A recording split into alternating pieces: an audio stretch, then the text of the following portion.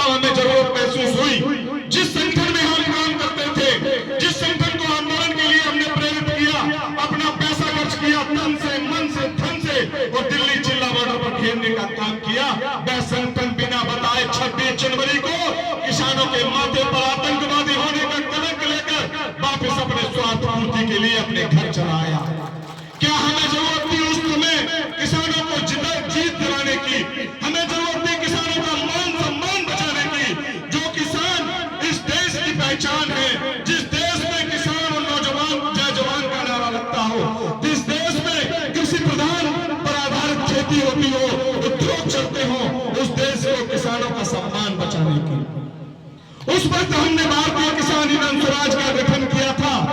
हमने करीब 10,000 किसान हमारे इकट्ठे हुए थे, तो ये हमने संगठन बनाया और बढ़ चढ़कर कानून वापसी की लड़ाई लड़ी और उसमें हमें सफलता हासिल हुई। हमारा किसान नौजवान आज सर उठाकर ये कहने को तैयार है कि हम वो किसान संगठन हैं, हम वो देश के किसान हैं जिसके सर पर ये ताज है, जो मोदी जैसी सरकार को झुकाने का काम करता है, जो कानूनों को वापस लाने का काम करता है। ये ताकत है किसानों की, ये ताकत है आपकी, इस देश के अन्नदाता की, जो इस देश के लिए जीता है, इस देश के लिए मरता है, इस देश के लिए पैदा करता है, जीवन भर कभी अपने आप के लिए पैदा नहीं करता, अपने परिवार के बारे में नहीं सोचता, अपने बच्चों के बारे में नहीं सोचता, हमेशा देश की उन्नति और प्रगति के लिए सोचता है। ये देश है मेहनत किसानों का, उन किसानों और मजदूरों का जिन्होंने बड़े बड़े हाईवे बनाए हैं, जिन्होंने बड़ी बड़ी बिल्डिंगें बनाई हैं, इस देश को विकसित भारत बनाने का काम किया। लेकिन कुछ चंद राजनीतिक पार्टियां हमने हमारे दायरे से, हमारी पहचान से हमें मिटाना चाहती है, इस देश की संस्कृति को मिटाना चाहती है, इस देश की सभ्यता को मिटाना चाहती है। तब हमें जरूरत पड़ती है एक संगठन की कि जब हम सरकार से लड़ेंगे तो हमें एक संगठन की जरूरत पड़ेगी। उस संगठन का नाम है भारतीय किसान यूनियन स्वराज, जो जमीन पर लड़ाई लड़ता है, जो आपके अधिकार की लड़ाई लड़ता है, कमजोरों को राहत दिलाने की लड़ाई लड़ता है, और आप जैसे लोगों को सम्मान दिलाना ही भारतीय किसान यूनियन स्वराज की पहचान है। भारतीय किसान यूनियन स्वराज का वो काम करता है जिसने संगठन को अपने लहू से सींचा है, अपने खून से सींचा है। इस संगठन के पदाधिकारियों ने 26 सितंबर, 6 जनवरी, 30, 31 अगस्त, चाहे वो बदायूं जनपद हो, चाहे कासगंज जनपद हो, चाहे अलीगढ़ की जमीन रही हो, यहाँ प्रशासन से मुद्देचा लेने में भी ये भारतीय किसान यूनियन स्वराज का कार्यकर्ता और किसान पीछे नहीं हटा। सरकारों को झुकाने का काम भारतीय किसान यूनियन स्वराज करती है, क्योंकि सरकार को बनाने का काम हम करते हैं, हमारा किसान करता है, इस देश का मालिक करता है, इस देश को बनाने वाले लोग जो मजदूर और किसान हैं वो करते हैं। स्वराज हमारा जन्मसिद्ध अधिकार, स्वराज का मतलब है अपने स्वयं का राज, अपना स्वयं।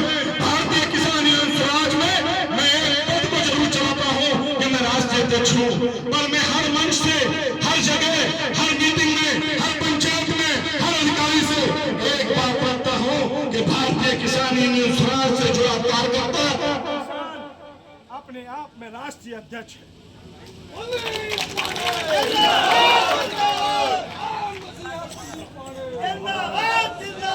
कुलदीप पांड्या जिंदाबाद।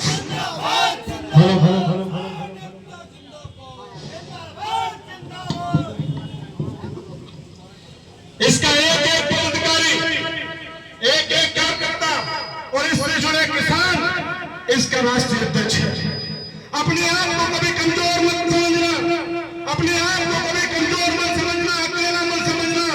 कहीं भी जाओगे, स्वराज का बिल्ला और टोपी जब सर पर हो, जहां जाओ, थाना, चौकी, तहसील, कलेक्ट्रेट, कमिश्नरी या मुख्यमंत्री आवास, जहां चाहोगे वहां लग जाओगे।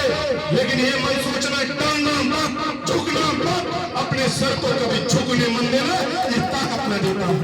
मुझे उतना समय लग सकता है, थाने पर अगर आपकी फरियाद नहीं सुनी जाती है, तहसील पर आपको न्याय नहीं मिलता है, कलेक्ट्रेट पे डीएम साहब आपकी बात नहीं सुनते हैं, तो भारतीय किसान यूनियन स्वराज का राष्ट्रीय अध्यक्ष होने के नाते मैं आपसे वादा करना चाहता हूँ, आपका बेटा होने के नाते, आपका भाई होने के नाते ये विश्वास दिलाना चाहता हूँ, जिस तरीके से आप अपने भाई पर भरोसा रखते हैं,